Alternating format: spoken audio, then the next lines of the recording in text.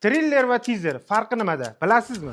Teaser film haqida tomoshabinda qiziqish uyg'otish uchun chiqariladigan qisqa video. Odatda 15-60 soniya atrofida bo'ladi. Syujetning ko'p qismi ochib bermaydi. Ba'zan filmning nomi, qahramonlari yoki hatto voqeaning mazmuni ham to'liq tushunilmaydi. Maqsad bitta, bu film nima haqida ekan degan qiziqish uyg'otish. Triller esa ancha batafsil bo'ladi. Odatda 1,5-3 daqiqa davom etadi. Va filmning asosiy qahramonlari, konfliktlari, voqealar rivoji hamda umumiy atmosferani ko'rsatadi.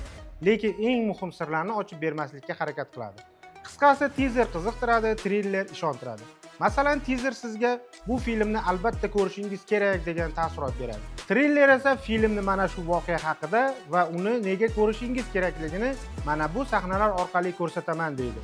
Yana bir qiziq jihati, teaser ko'pincha trillerdan ancha oldin chiqadi. Shu sababli katta filmlarda birinchi bo'lib teaser, keyinchalik esa to'liq triller taqdim etilishi mumkin. Demak, teaser sirni saqlagan holda qiziqish uyg'otadi, triller esa film haqida ko'proq ma'lumot berib, tomoshabinni kinoteatrga olib borishga harakat qiladi. Xo'sh, teaser va trillerning farqini bilarmidingiz? Bu haqida kommentariyada yozib qoldiring va videoga bitta like bosishni unutmang.